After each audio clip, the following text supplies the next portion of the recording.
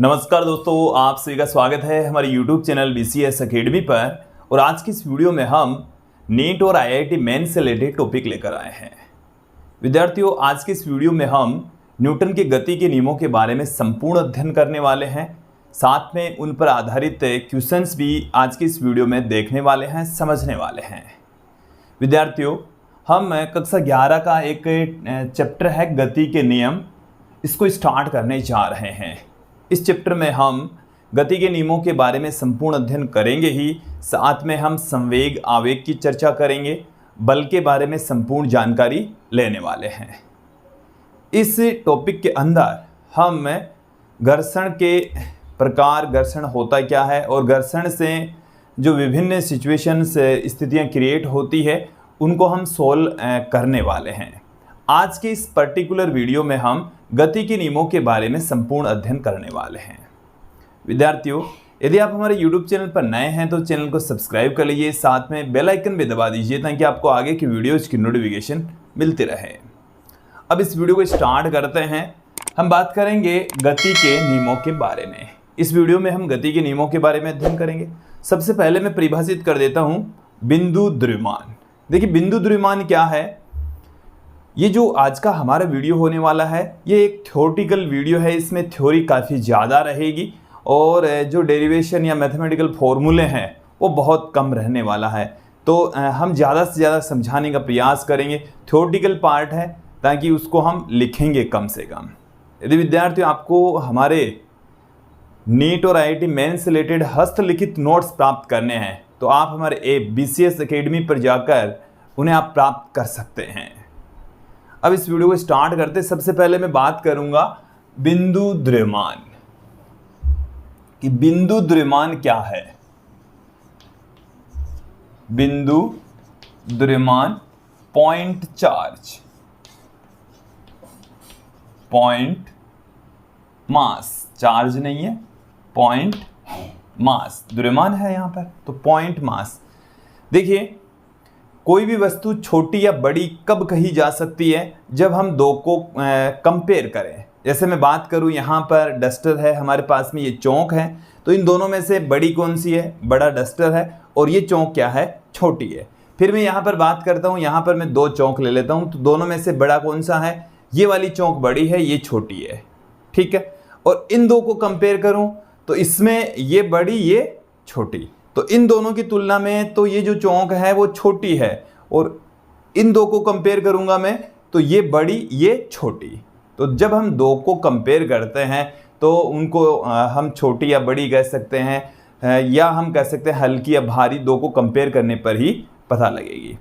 अब बात करते हैं यहाँ पर बिंदु द्रव्यमान। बिंदु द्रव्यमान क्या होगा कि यदि कोई कण किसी निश्चित समय में अपना गति कर रहा है तो उस गति के दौरान जो पथ तय किया जा रहा है उस पथ की तुलना में यदि उसका आकार अति सूक्ष्म है तो उसे हम बिंदु द्रव्यमान कहेंगे। एक बार फिर से समझ लीजिए कि कोई कण यदि गति कर रहा है तो उसके द्वारा तय किए पथ की लंबाई की तुलना में यदि उसका आकार छोटा है तो उस द्रव्यमान को हम बिंदु द्रव्यमान कहेंगे। और गति के नियमों में जब यांत्रिकी के बारे में हम अध्ययन करते हैं तो बिंदु द्रव्यमान मानकर ही गति के नियमों के बारे में हम अध्ययन करेंगे।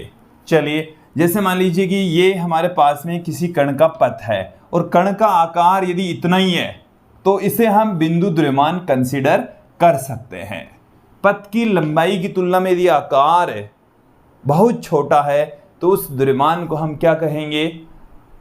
बिंदु द्रव्यमान कहेंगे, पॉइंट मास कहा जाएगा। यहां तक क्लियर हो जाना चाहिए, ठीक है। अब मैं यहां पर बात करता हूं जड़त्व की। हम यहां पर बात करेंगे जड़त्व, इनर्शिया। जड़त्व, इनर्शिया। देखिए, जड़त्व क्या है? देखिए, जड़त्व है वस्तुओं का एक गुण जो उसके अंदर विद्यमान रहता है, और ये कोई भौतिक राशि नहीं है। वस्तुओं के अंदर मौजूद अंतर्निहित एक गुण होता है, और वो जो गुण है वो अवस्था में परिवर्तन का विरोध करता है। कि यदि वस्तु अपनी अवस्था में परिवर्तन करना चाह रही है तो अवस्था में परिवर्तन का विरोध करने वाला जो गुण है उस गुण को ही हम कहते हैं जड़त्व है। देखो इससे को एकदम क्लियर कर लेना, अवस्था परिवर्तन का विरोध करने वाला गुण है ये, अवस्था परिवर्तन का विरोध करने वाला गुण, परिवर्तन का विरोध करने वाला गुण है ये, करने वाला गुण। देखिए अवस्था परिवर्तन, यहां पर अवस्था परिवर्तन का मतलब क्या है वो भी समझ लीजिए कि जैसे मान लीजिए कि कोई वस्तु स्थिर अवस्था में है, कौन सी अवस्था में है, स्थिर अवस्था में, तो स्थिर ही रहेगी। और यदि उसकी स्थिर अवस्था में यदि हम परिवर्तन कर रहे हैं तो उसका विरोध करने वाला जो गुण होता है उसी को ही हम जड़त्व कहते हैं। कि वस्तु की अवस्था में परिवर्तन का विरोध करने वाला जो गुण होगा उसी को ही हम जड़त्व कहेंगे। जैसे स्थिर अवस्था में हो सकता है, गतिशील अवस्था में यदि कोई परिवर्तन करें, गतिशील अवस्था में परिवर्तन करें तो उसका विरोध करने वाला जो गुण है उसी को ही हम क्या कहते हैं, जड़त्व कहेंगे, जड़त्व कहा जाएगा। तो जड़त्व क्या चीज है ये एकदम क्लियर कर लीजिए कि जड़त्व कोई भौतिक राशि नहीं है, ये वस्तुओं का एक अंतर्निहित गुण होता है जो अवस्था परिवर्तन का विरोध करता है। अर्थात स्थिर वस्तु यदि जब अपनी स्थिति में परिवर्तन करती है तो उसका विरोध करने वाला जो गुण होता है उसको हम जड़त्व कहेंगे। और गतिशील अवस्था में कोई एक समान वेग से एक ही दिशा में कोई कण या वस्तु गति कर रही है तो उसकी गति में जो परिवर्तन होता है तो उसका विरोध करने वाला जो गुण है उसको हम कहते हैं जड़त्व। तो जड़त्व क्या है, वस्तु का अंतर्निहित गुण होता है, न कि कोई भौतिक राशि। ये भौतिक राशि नहीं है, इसको एकदम क्लियर कर लेना, ठीक है, ये भौतिक राशि नहीं है। तो जड़त्व का कोई मात्रक नहीं होता, क्योंकि भौतिक राशि नहीं है तो ये मात्रकहीन और विमाहीन होती है। क्लियर। मैं यहां पर बात करता हूं जड़त्व का मान किस पर डिपेंड करता है, जड़त्व का मान केवल और केवल द्रव्यमान पर डिपेंड करता है। किस पर निर्भर करेगा, द्रव्यमान पर निर्भर करेगा। किस पर निर्भर करने वाला है, द्रव्यमान पर निर्भर करने वाला है। चाहे वस्तु स्थिर अवस्था में है चाहे गतिशील अवस्था में है, वस्तु का जड़त्व केवल और केवल द्रव्यमान पर निर्भर करेगा। चलिए जड़त्व किस पर निर्भर करता है, जड़त्व द्रव्यमान पर निर्भर करता है, द्रव्यमान पर निर्भर करता है।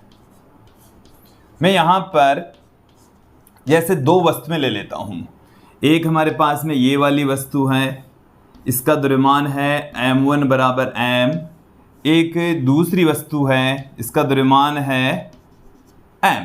दोनों वस्तुओं का हमने द्रव्यमान सेम ले लिया है। एक वस्तु स्थिर अवस्था में है और दूसरी वस्तु गतिशील अवस्था में है। दोनों का द्रव्यमान सेम है लेकिन एक वस्तु स्थिर अवस्था में है, एक गतिशील अवस्था में है, तो दोनों का जड़त्व समान होगा। जड़त्व क्या होगा, समान। दोनों के जड़त्व समान होंगे क्योंकि जड़त्व का मान द्रव्यमान पर डिपेंड करता है। द्रव्यमान समान है तो जड़त्व भी समान होगा। क्लियर। अब मैं यहां पर स्थिति चेंज कर देता हूं कि जैसे मान लीजिए कि इनके द्रव्यमान भिन्न भिन्न है, इनके द्रव्यमान क्या है, भिन्न भिन्न, और यहां पर मैं कंसीडर कर लूं कि m1 बड़ा है m2 से, m1 greater than m2, then तब क्या होगा, इसका जड़त्व अधिक, इसका जड़त्व क्या होगा, अधिक, क्योंकि द्रव्यमान ज्यादा है, इसका द्रव्यमान जड़त्व कम। इसको एकदम क्लियर कर लीजिए। तो यहां तक एकदम क्लियर हो जाना चाहिए। जड़त्व क्या है, अवस्था परिवर्तन का विरोध करने वाला गुण है, न कि कोई भौतिक राशि। इसका मान वस्तु के द्रव्यमान पर डिपेंड करता है, न कि उसके वेग पर। क्लियर। समान द्रव्यमान वाली वस्तुओं का जड़त्व समान होता है, और यदि जिस वस्तु का द्रव्यमान अधिक होगा उसका जड़त्व भी अधिक होगा। उसमें जो जड़त्व का अवस्था में परिवर्तन का विरोध करने वाला जो गुण है वो भी अधिक होगा। यहां तक क्लियर हो जाना चाहिए। अब मैं आगे बढ़ता हूं, बात करते हैं यहां पर गति के नियमों की।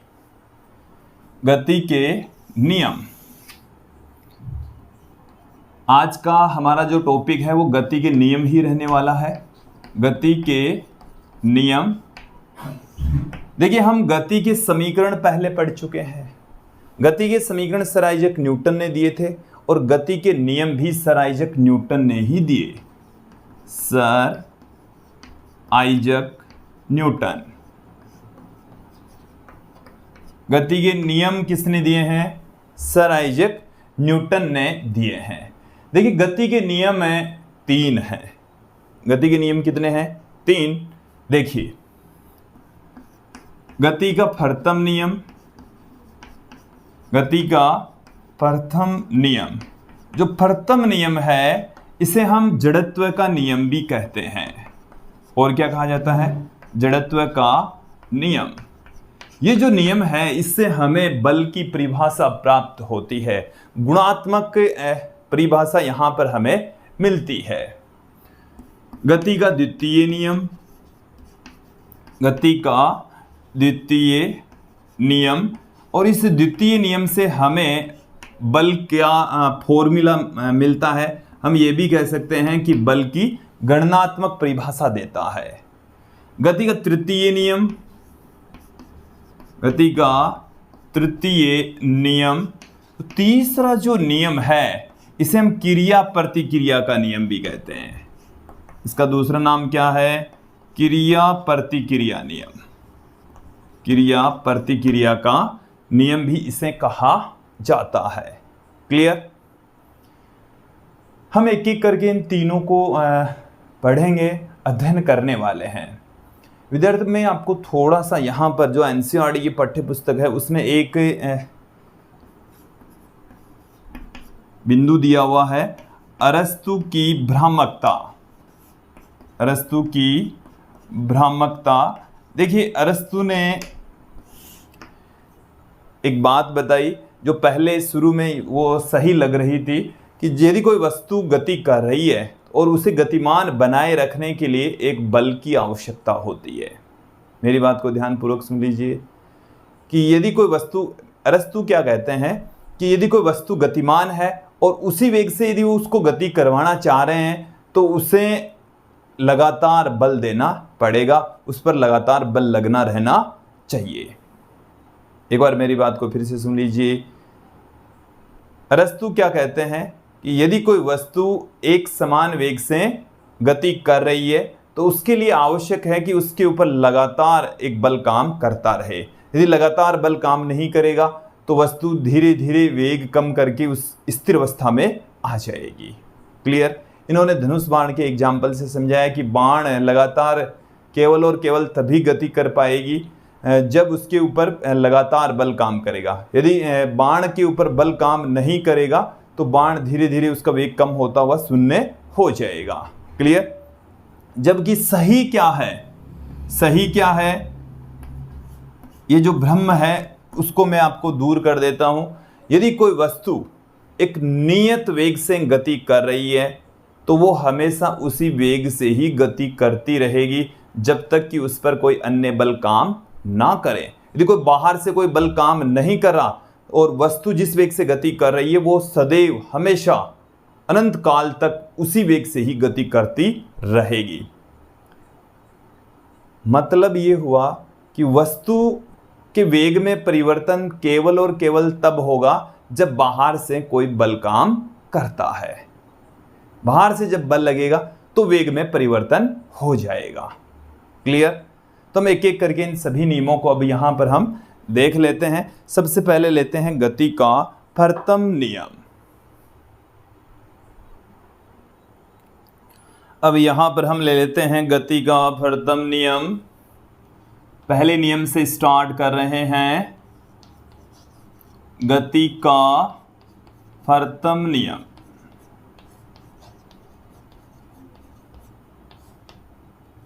गति का पहला नियम।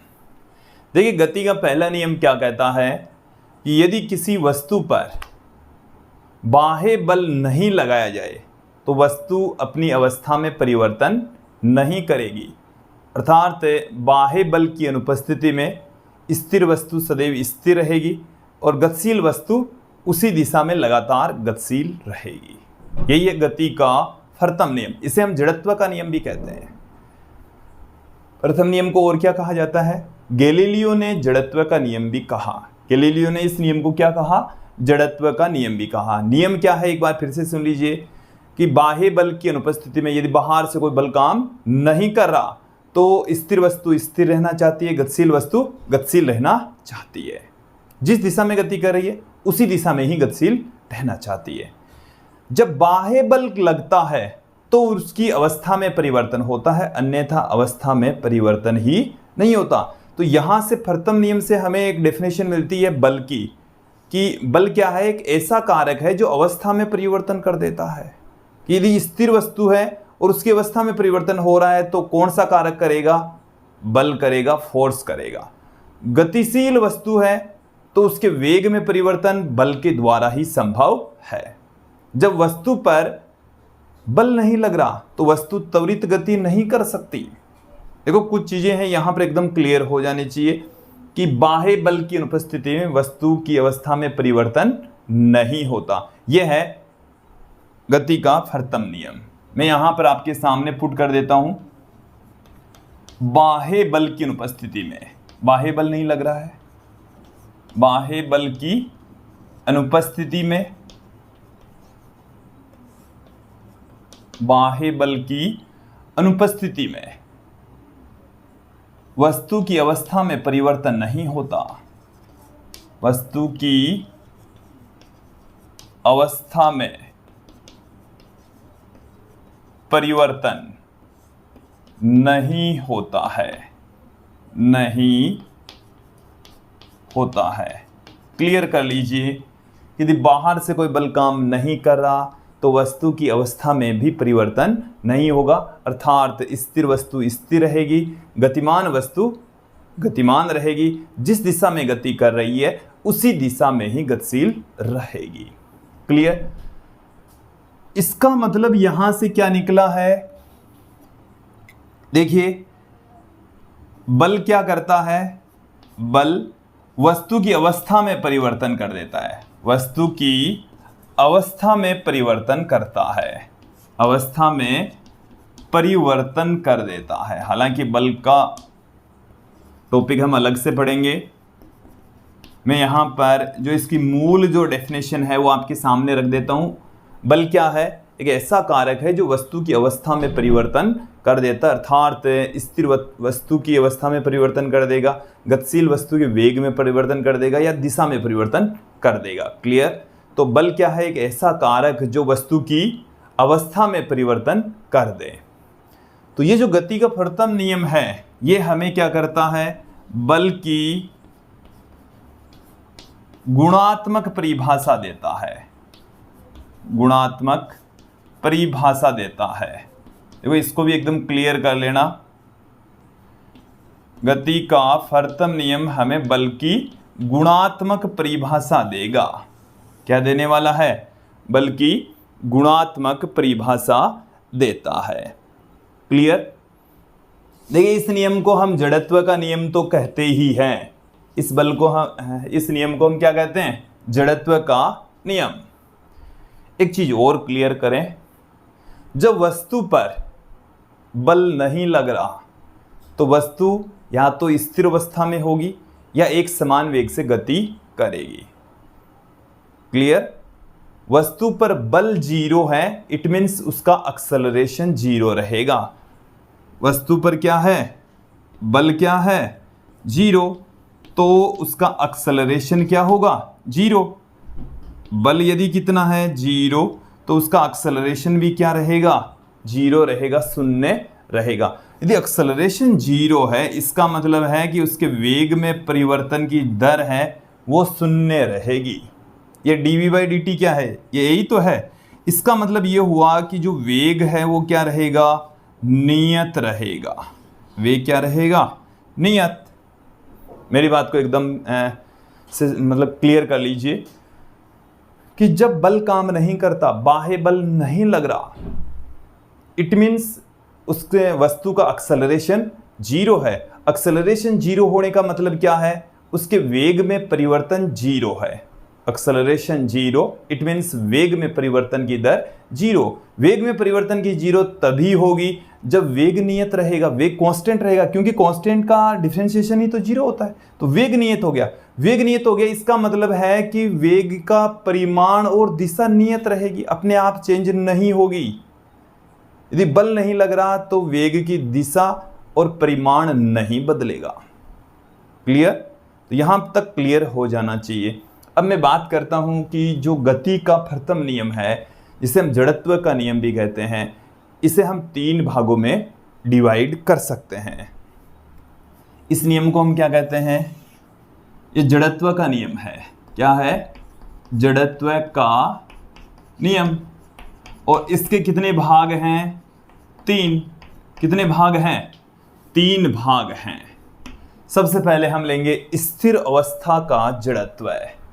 पहला भाग कौन सा है? एक एक करके तीनों को समझ लेते हैं।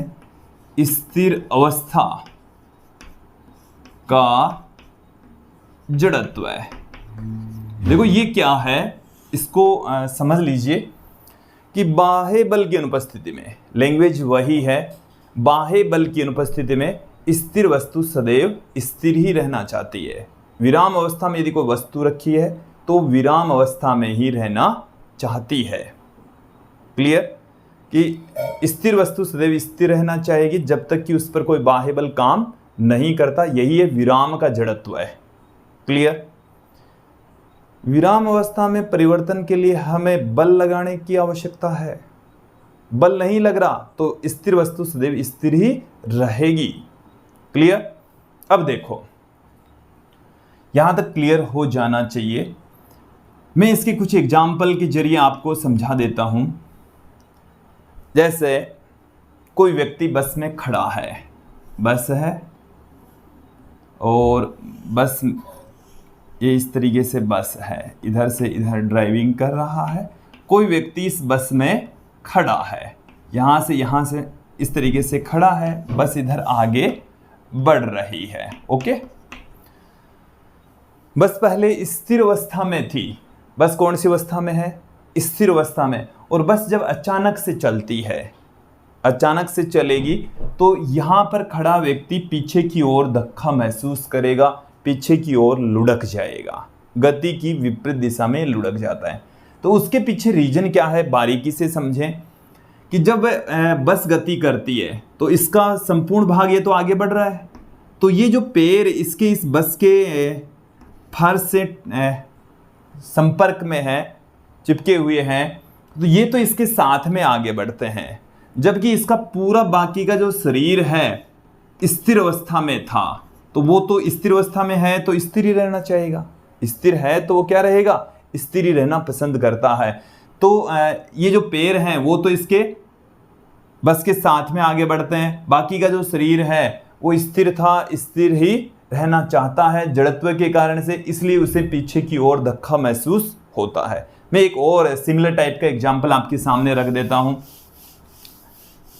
जैसे घुड़सवार, घुड़सवार में क्या होता है कि यदि घोड़ा अचानक से तेजी से दौड़ने लगता है तो जो घुड़सवार है वो पीछे की ओर गिर जाएगा। क्यों? क्योंकि जब घुड़सवार और जो घोड़ा है उस पर बैठा है घुड़सवार, दोनों स्थिर अवस्था में रहते हैं, लेकिन घुड़सवार जो घोड़ा है वो तेजी से आगे बढ़ता है, तो जो घुड़सवार है उसका जो बाकी जो पैर हैं और जो बाकी का जो शरीर है वो भी स्थिर अवस्था में रहता है, लेकिन जो ऊपरी भाग होता है वो स्थिर था और स्थिर रहना चाहता है, इसलिए पीछे की ओर लुढ़क जाएगा, गिर जाएगा। सिमिलर टाइप का एग्जाम्पल था। मैं अन्य एग्जाम्पल आपके सामने रखता हूं जो आपने छोटी क्लासों में पढ़े होंगे। ये हमारे पास में कोई गिलास है, इसके ऊपर हम एक गत्ता रख देते हैं। क्या रख दिया हमने? एक गत्ता। इस गत्ते के ऊपर हम रख देते हैं एक सिक्का। इस गत्ते को हम तेजी से निकाल दें, यहां से तेजी से निकाल दें तो ये सिक्का इस ग्लास में गिर जाएगा।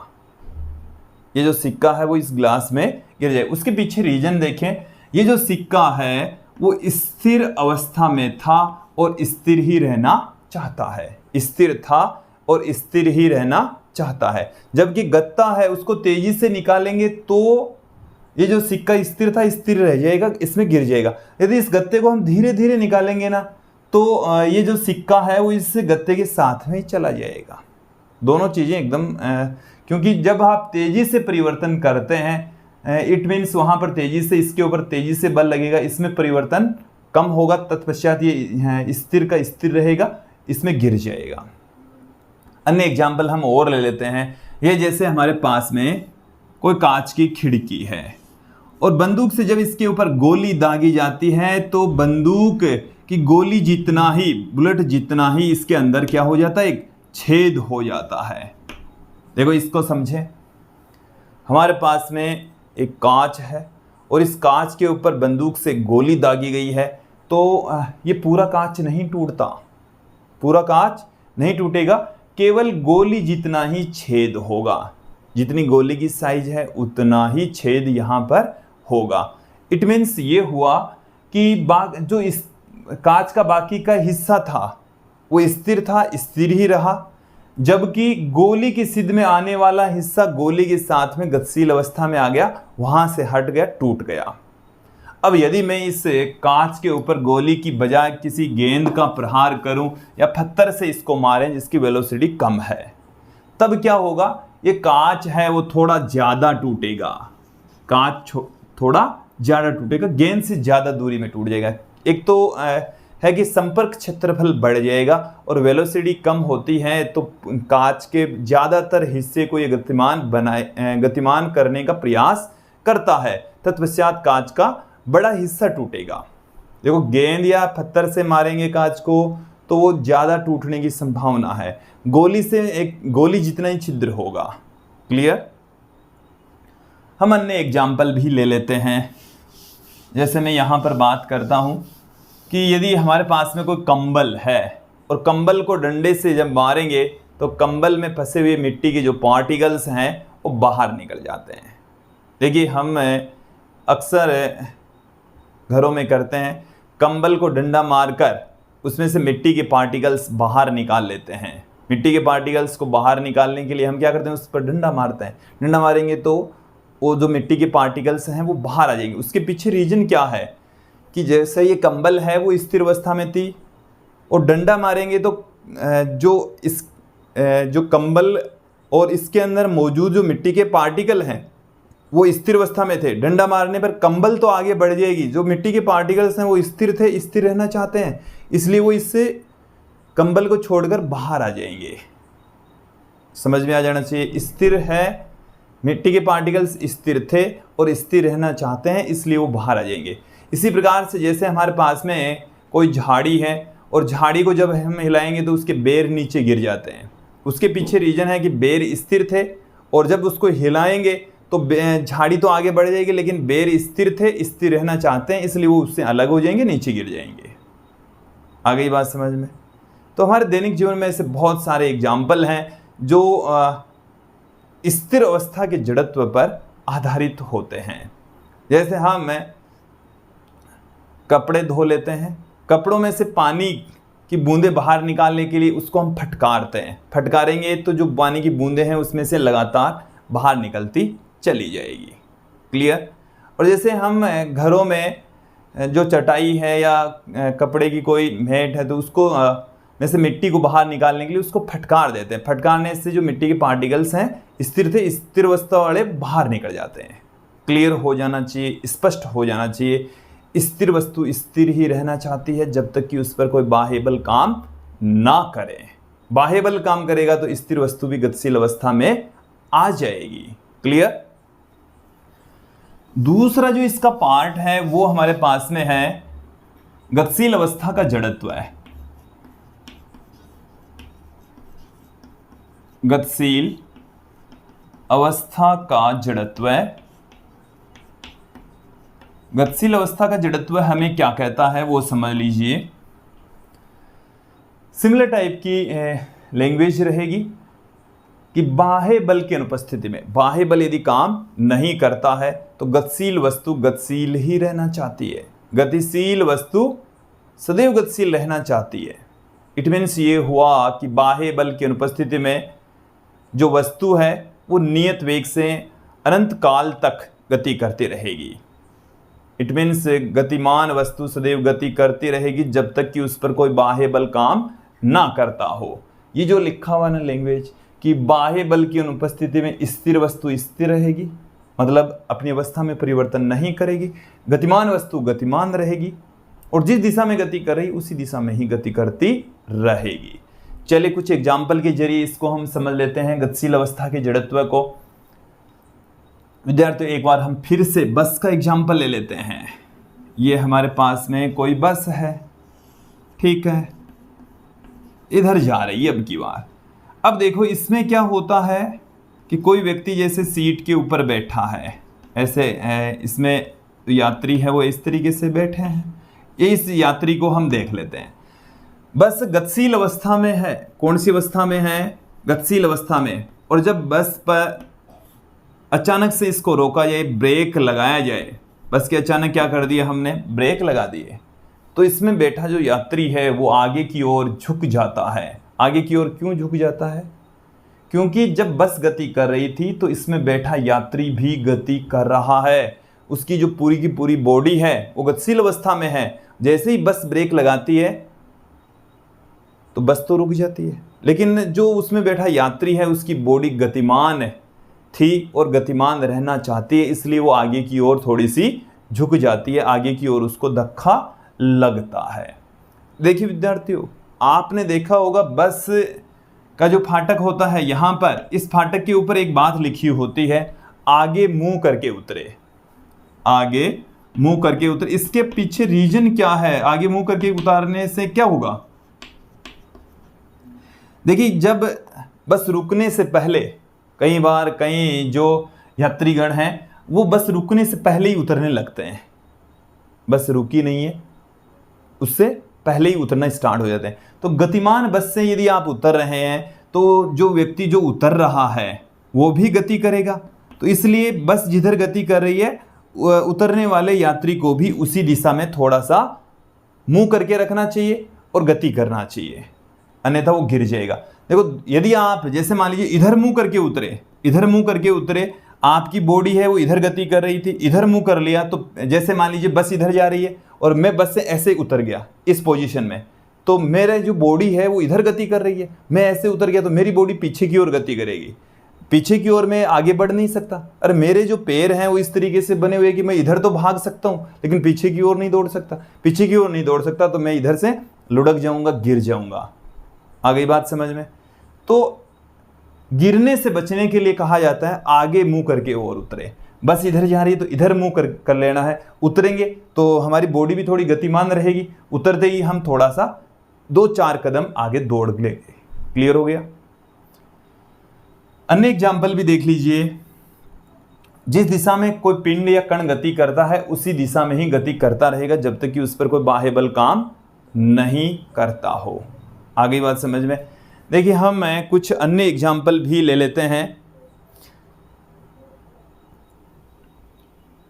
देखिए कौन कौन से एग्जाम्पल हो सकते हैं इसके। देखो मैं यहां पर एक और एग्जाम्पल आपके सामने रखता हूं कि लंबी कूद वाले जो खिलाड़ी होते हैं वो पहले थोड़ी सी दौड़ लगाकर आते हैं, फिर अपना जंप लेते हैं। उसके पीछे रीजन क्या है कि देखिए यहाँ से वो दौड़ लगाकर आ रहा है और जहाँ से उसको जंप लगाना है तो वो क्या करेगा, हवा में ऐसे गति करेगा, ऐसे जाकर फिर यहाँ पर कूदेगा।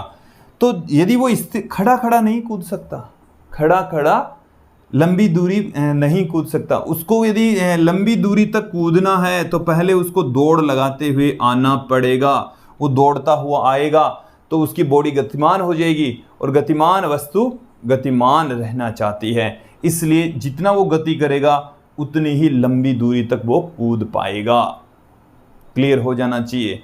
तो ये कुछ एग्जाम्पल थे कि भाई बस के अचानक ब्रेक लगाने पर यात्री का आगे की ओर झुकना, और बस से या ट्रेन से उतरते समय आगे मुंह करके उतरना चाहिए, क्योंकि उतरते समय क्या होता है, बॉडी गतिमान रहती है, इसलिए मुंह के बल उतरना चाहिए, मतलब आगे की ओर मुंह करके उतरना चाहिए ताकि व्यक्ति गिरे नहीं। इसी प्रकार से लंबी कूद वाला जो व्यक्ति है उसे जितनी तेज़ी से दौड़ सकता है वो उतनी तेज़ी से दौड़कर फिर छलांग लगानी चाहिए ताकि ज़्यादा से ज़्यादा दूरी तय कर सके।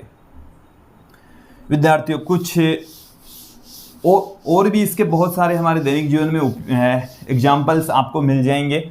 मैं यहाँ पर जड़त्व के नियम का तीसरा पाठ ले लेता हूँ, दिशा का जड़त्व। दिशा का जड़त्व।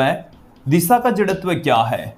स्टेटमेंट लाइन वही की वही है कि बाह्य बल की अनुपस्थिति में वस्तु जिस दिशा में गतिमान है उसी दिशा में ही गति करती रहेगी। कि वस्तु जिस डायरेक्शन में गति कर रही है उसी डायरेक्शन में ही गति करती रहेगी, अर्थात वस्तु की दिशा में परिवर्तन नहीं होगा। वस्तु की दिशा में परिवर्तन करने के लिए भी बाह्य बल की आवश्यकता होगी। यहां पर एकदम क्लियर हो जाना चाहिए। बाह्य बल की अनुपस्थिति में वस्तु जिस डायरेक्शन में गति कर रही है उसी डायरेक्शन में ही गति करती रहेगी। क्लियर?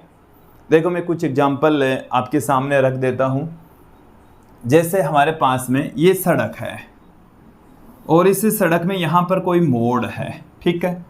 देखो यदि कोई वाहन बहुत तेजी से यहाँ से आ रहा है और अचानक से उसको मोड़ा जाता है तो वो वाहन मुड़ नहीं पाता, यहाँ से लुढ़क जाता है।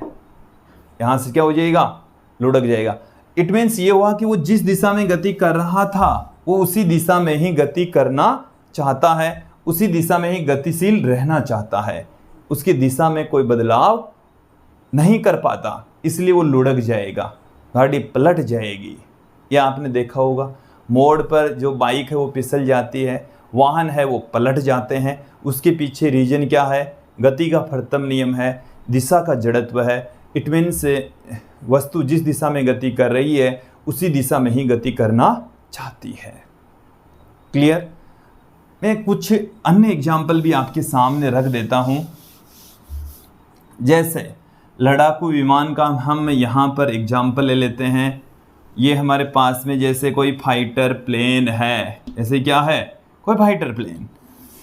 यहाँ पर कोई दुश्मन का ठिकाना है, ये एक दुश्मन का ठिकाना है, ये एक दुश्मन का ठिकाना है। यदि इस दुश्मन के ठिकाने को नष्ट करना है तो यहाँ से एक बम गिराया जाएगा। बम गिराया जाएगा तो हमें क्या लगता है कि ये बम यहाँ से गिरा दिया तो ये सीधा का सीधा नीचे आकर गिर जाएगा। विद्यार्थियों ऐसा नहीं होता, ऐसा नहीं होगा। यदि यहाँ से बम गिराया जाएगा तो वो ऐसे जाकर गिरेगा, ऐसे, क्योंकि जो इसमें रखा हुआ जो बम है वो भी गतिशील अवस्था में रहता है। जैसे ही उसको गिरा देंगे तो जो बम है वो भी उसी दिशा में ही गतिशील रहना चाहता है। हालांकि बम के ऊपर फिर गुरुत्वाकर्षण बल काम करता है, तत्पश्चात ये प्रक्षेप्य पथ पर प्रक्षेप्य के रूप में गति करेगा, एक प्रवलयाकार पर गति करता हुआ पृथ्वी पर आकर गिरेगा। पर ऐसा नहीं है कि भाई बम को यहाँ से छोड़ दिया तो ये सीधा नीचे आकर गिर जाएगा, ऐसा नहीं होता। यहाँ से छोड़ेंगे तब यहाँ पर जाकर गिरेगा। क्लियर? तो जिस दिशा में पिंड गति कर रहा है वो उसी दिशा में ही गति करना चाहता है जब तक कि उस पर कोई बाह्य बल काम नहीं करता हो। क्लियर हो जाना चाहिए। गति का प्रथम नियम आपको समझ में आ जाना चाहिए। तो गति का प्रथम नियम की जो मूल बात है कि बल की ये परिभाषा देता है, गुणात्मक परिभाषा देता है।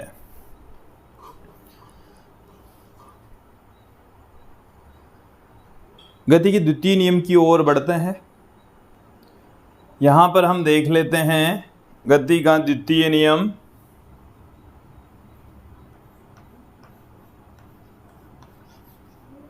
गति का द्वितीय नियम।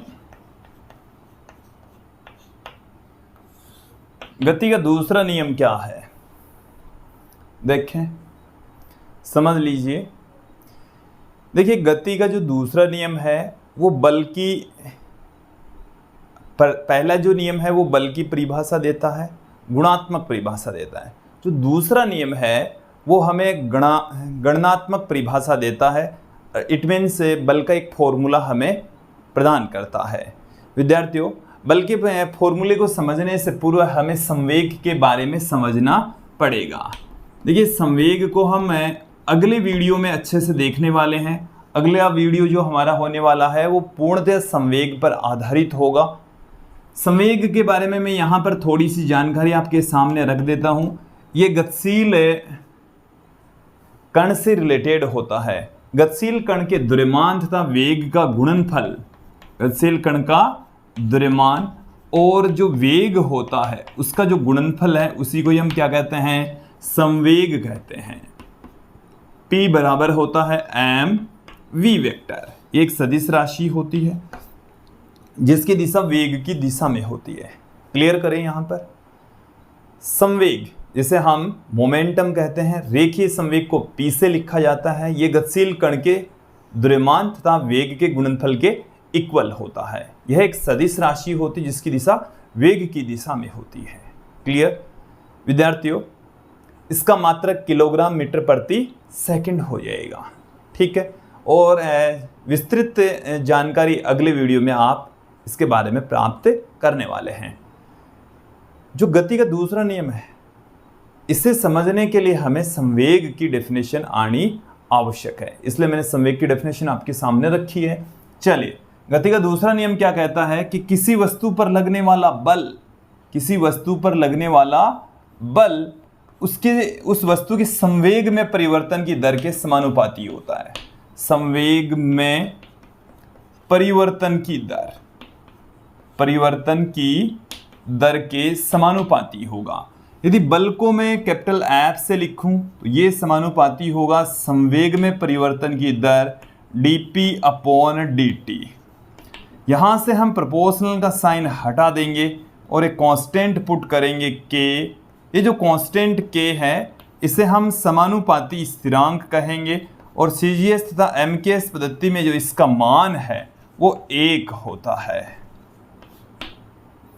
k बराबर क्या होगा 1, MKS या CGS दोनों ही पद्धतियों में k बराबर कितना होता है 1 होता है। तो F वेक्टर बराबर क्या आ गया dp वेक्टर बाई dt आ गया। तो ये आ गया हमारे पास में गति के दूसरे नियम का गणितीय रूप। तो बल बराबर क्या आ गया, संवेग में परिवर्तन की दर ही क्या कहलाती है, बल कहलाती है। तो किसी वस्तु के संवेग में परिवर्तन होता है, संवेग में परिवर्तन की दर ही उस वस्तु पर लगने वाले बल को बताती है। देखिए हम क्या जानते हैं, P बराबर mv जानते हैं, देन बल क्या हो जाएगा d/dt। P के स्थान पर हम mv वेक्टर पुट कर देंगे और यदि द्रव्यमान नियत रहता है तो dv वेक्टर बाई dt, और यहाँ से हमें क्या मिल जाएगा dv बाई dt क्या होता है a वेक्टर होता है। तो गति के दूसरे नियम से हमें बल का सूत्र प्राप्त होता है, फॉर्मूला प्राप्त होता है F वेक्टर बराबर ma, जो कि हम तीसरे वीडियो के अंदर बल के बारे में संपूर्ण जानकारी प्राप्त करने वाले हैं। देखो अगले जो वीडियो होंगे वो बल से और संवेग से रिलेटेड ही होंगे। आगे की जो वीडियोज होंगे उनमें हम संवेग और बल के बारे में संपूर्ण जानकारी प्राप्त करने वाले हैं। संवेग, आवेग, बल, इन सब के बारे में कितने प्रकार के बल होते हैं उन सभी बलों को एक साथ में देखने वाले हैं, समझने वाले हैं। ठीक है, तो ये तो रहा है हमारा गति का दूसरा नियम।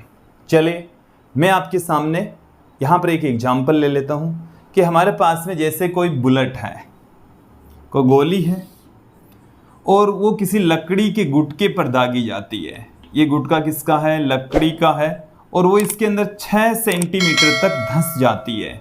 तो ऐसे कितनी दूरी तय करती है गोली, 6 सेंटीमीटर दूरी तय करती है। गोली का जो प्रारंभिक वेग है वो जैसे मान लीजिए कि 400 मीटर प्रति सेकंड है। कितना वेग है, और धंसने के पश्चात यहाँ पर इसका जो वेग है वो u, और धंस कर यहाँ पर आकर वो रुक जाती है तो वेग हो जाता है v, जो कि कितना हो जाएगा 0 हो जाएगा। कितना वेग हो जाएगा 0 वेग हो जाएगा। तो u हो गया, v हो गया, 6 सेंटीमीटर की दूरी तय की जा रही है। तो इस गुटके के द्वारा कितना बल लग रहा है, यदि हम प्रतिरोधी बल लग रहा है, गोली का जो द्रव्यमान है वो भी हमें दे दें। जैसे मान लीजिए कि गोली का जो द्रव्यमान है वो 200 ग्राम हो। कितना ग्राम हो 200 ग्राम, 100 ग्राम ले लो, 200 ग्राम ले लो, ये हमारे एक एग्जाम्पल है। तो सबसे पहले तो इन तीनों आंकड़ों से हम v² बराबर u² प्लस 2as लगाकर एक ही वैल्यू निकाल लेते हैं u का मान कितना है 400, तो 400 का स्क्वायर हो गया प्लस 2a, s कितना है 6 सेंटीमीटर, तो 6/100। तो यहां से a बराबर कितना आ जाएगा 400 इंटू 400, माइनस में 400 का बेग है, ठीक है। तो यहाँ से इसको बराबर के इस तरफ ले गए, फिर इसको इधर गुणा कर देंगे, तो ये 100 आ गया, बट्टे में 2 आ गया, 6 आ गया, तो ये आ गया a हमारे पास में नेगेटिव में। और बल कितना लगेगा F बराबर ma, m हमारे को दे रखा है, a हमने निकाल लिया, तो वहाँ से बल ज्ञात कर लेंगे। क्लियर विद्यार्थियों, अगले नियम की ओर बढ़ते हैं, गति का तृतीय नियम, क्रिया प्रतिक्रिया का नियम। विद्यार्थियों अब हम देख लेते हैं तीसरा नियम, गति का तृतीय नियम। ये गति का तीसरा नियम क्या कहता है कि प्रत्येक क्रिया के फलस्वरूप उतने ही परिमाण की विपरीत दिशा में एक प्रतिक्रिया होती है। यहाँ पर क्रिया और प्रतिक्रिया बल को बताता है। किसको बता रहा है? तो ये नियम क्या कहता है कि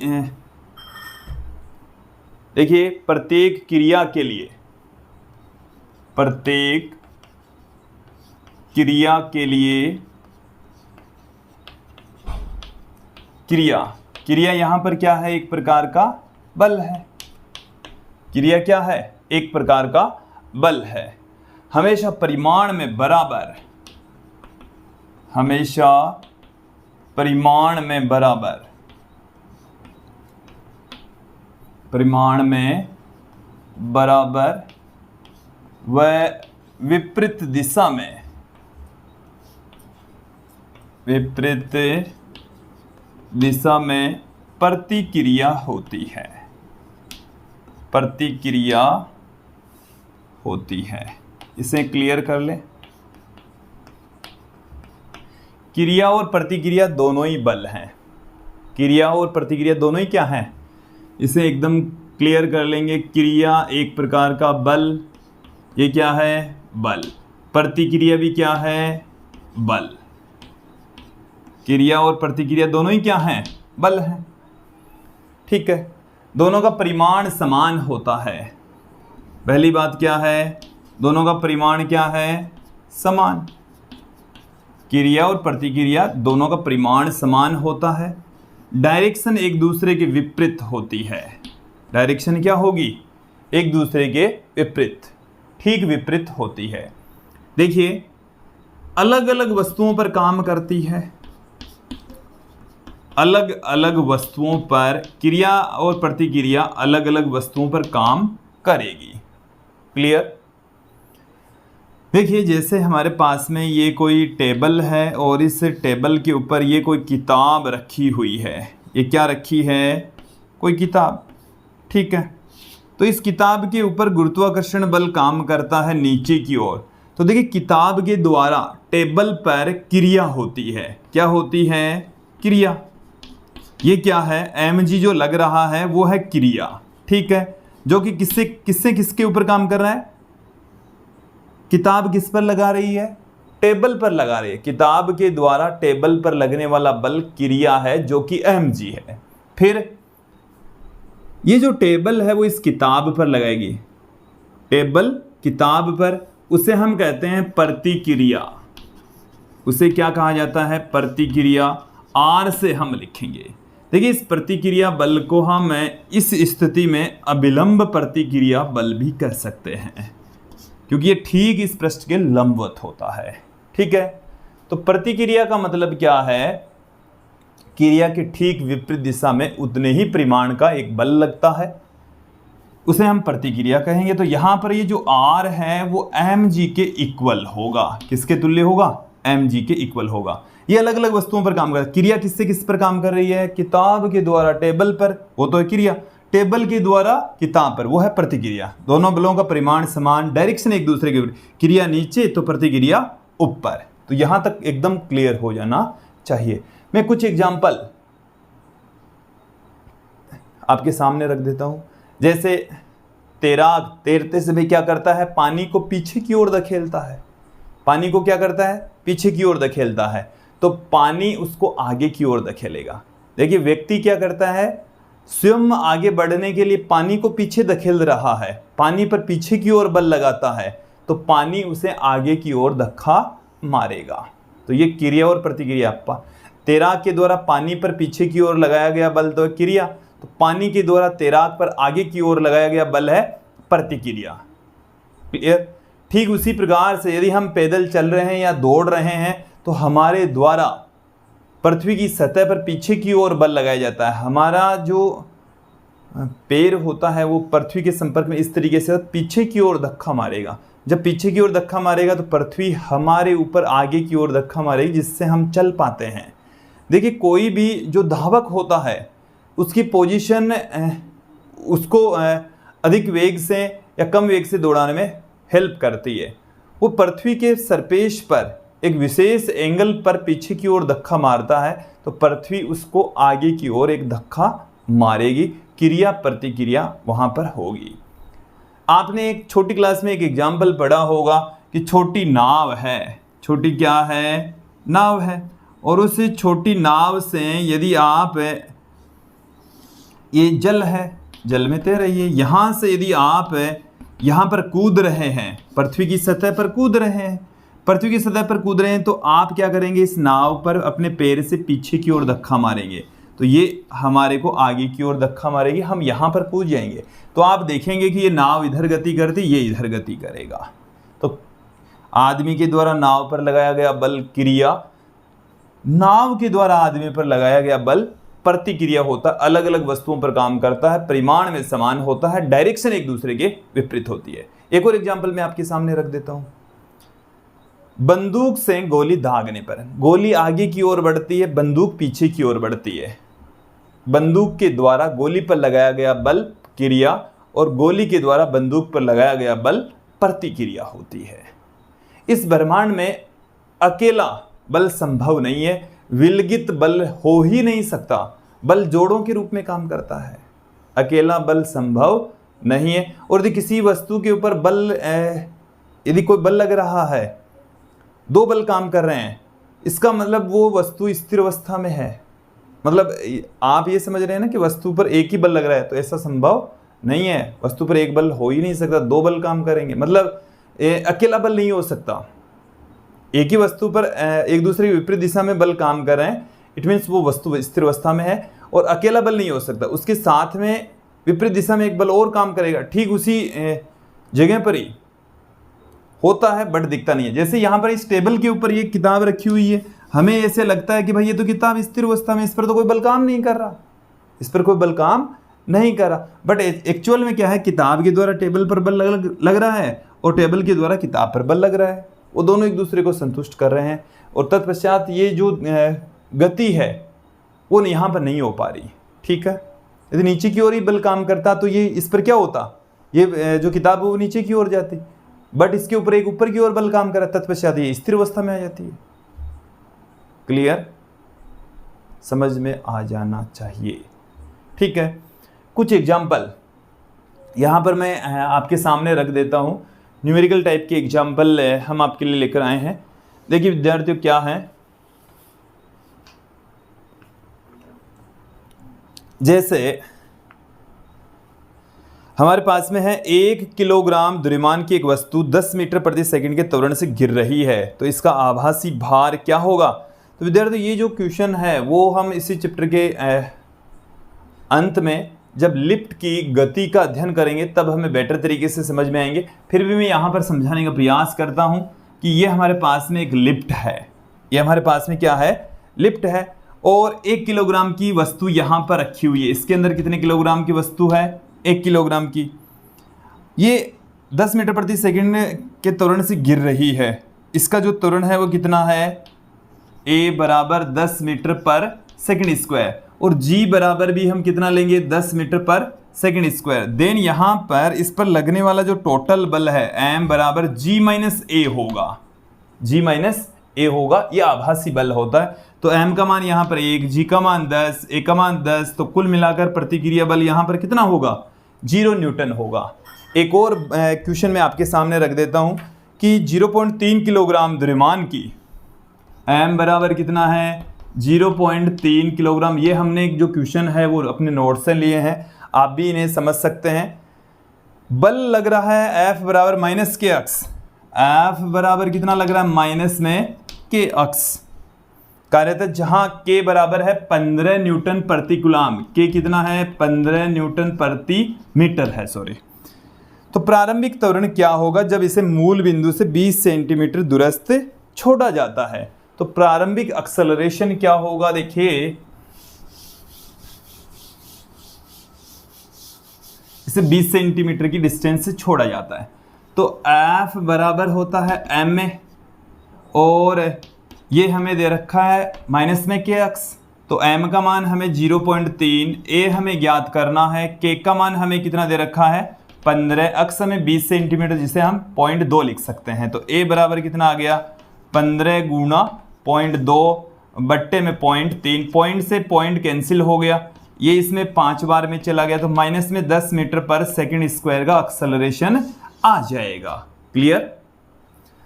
तो विद्यार्थियों ये थे कुछ न्यूमेरिकल क्वेश्चंस, और आज के इस वीडियो में हमने गति के नियमों के बारे में संपूर्ण जानकारी ली, विस्तृत अध्ययन किया। आप हमारे साथ में यूं ही बने रहिए। जल्दी हम अगला वीडियो लेकर लौटेंगे जिसमें हम संवेग और बल के बारे में विस्तृत अध्ययन करने वाले हैं। आज के लिए इतना ही, धन्यवाद दोस्तों।